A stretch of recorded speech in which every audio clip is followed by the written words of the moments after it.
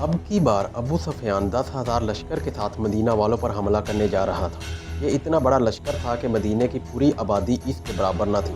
अगर ये 10,000 का लश्कर अचानक मदीने की चारदीवारी पर पहुंच जाता तो ये मुसलमानों के लिए सख्त खतरनाक साबित होता। लेकिन जैसे ही कुफार का लश्कर हरकत में आया तो मदीने के मुखबर ने लश्कर की इतला रसूल सल्लल्लाहु अलैहि वसल्लम तक फौरी पहुंचा दी। रसूलुल्लाह सल्लल्लाहु अलैहि वसल्लम को इतला मिलते ही आपने दफ़ाई मंसूबे पर सलाह मशवरा किया तो हज़रत सुलेमान फ़ारसी रज़ियल्लाहु तआला अन्हु की राय सामने आई कि ए अल्लाह के रसूल, फ़ारस में जब हमारा मुआसरा किया जाता था तो हम अपने गिर्द खंदक खोद लेते थे। रसूलुल्लाह को यह तजवीज़ बहुत पसंद आई। फिर आप सल्लल्लाहु अलैहि वसल्लम ने खंदक खोदने का काम शुरू करवा दिया। खंदक खोदने का काम तेज़ी से जारी था कि अचानक खंदक खोदते हुए एक चट्टान का टुकड़ा सामने आ गया। खंदक खोदने वालों ने आप सल्लल्लाहु अलैहि वसल्लम से शिकवा किया कि ये चट्टान टूट नहीं रही। फिर आप सल्लल्लाहु अलैहि वसल्लम उठे और उस चट्टान पर 3 बार ज़रब लगाई तो वो चट्टान टूट गई। जब पहली बार चट्टान को तोड़ा गया तो आप सल्लल्लाहु अलैहि वसल्लम ने फरमाया, मुझे मुल्क शाम की चाबियां दे दी गई हैं और मैं मुल्क शाम के पैलेसेस को देख रहा हूँ। दूसरी बार चट्टान को तोड़ते हुए आप सल्लल्लाहु अलैहि वसल्लम ने फरमाया, मुझे फ़ारिस दिया गया है और मैं फ़ारस को देख रहा हूँ। जब तीसरी बार चट्टान को तोड़ा गया तो आप सल्लल्लाहु अलैहि वसल्लम ने फरमाया, अब मुझे यमन की चाबियां दे दी गई हैं और मैं इस वक्त यमन को देख रहा हूँ। अब अबू सुफियान का 10,000 का लश्कर मदीना पहुँच गया और उनके मद्दे मुकाबल मुसलमानों का 3,000 का लश्कर था। जब मुशरिकीन हमले की नीयत से मदीने की तरफ बढ़े तो क्या देखते हैं कि एक चौड़ी सी खंदक उनके सामने आ गई, जिससे अरब वाले पहले वाकिफ न थे। जैसे ही मुशरिकीन आगे बढ़ते तो मुसलमान उन पर तीर बरसाते और वो खंदक तक ना पहुंच पाते।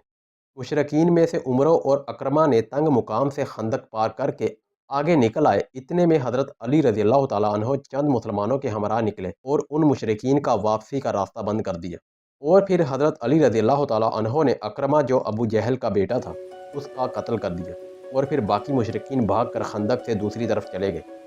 लेकिन यहाँ अबू सुफियान ने एक गेम खेली, क्यों ना मदीने के अंदर जो यहूदी हैं उनको मुसलमान तो बिल्कुल भी अच्छे नहीं लगते, उनको हम किसी तरह राज़ी कर लें कि वो औरतों और बच्चों पर हमला करें, तो इस तरह मुसलमानों को ज़रूर पीछे हटना पड़ेगा और हम मुसलमानों पर हमला कर देंगे।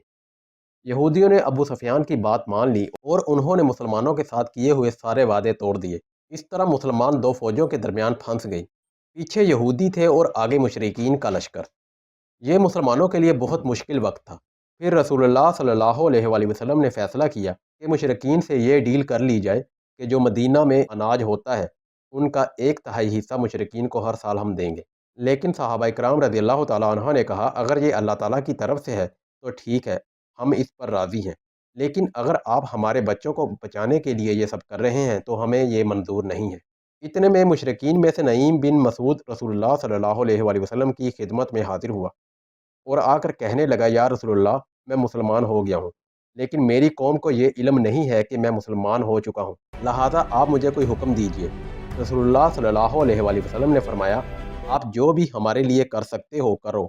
फिर वो आदमी यहूदियों के पास जाकर कहने लगा, कुरैश के लोग बहुत बड़े धोखेबाज हैं, ये इलाका आपका है, यहाँ आपका घर बार है, आप इसे छोड़कर कहीं नहीं जा सकते, जबकि कुरैश के लोग जंग करके यहाँ से चले जाएंगे और फिर पीछे आप लोग रह जाएंगे, फिर मुसलमान तुम लोगों को नहीं छोड़ेंगे। नईम ने कहा, जब तक कुरैश वाले आपको कुछ आदमी यरगमाल के तौर पर ना दें तब तक आप जंग में शरीक ना होना।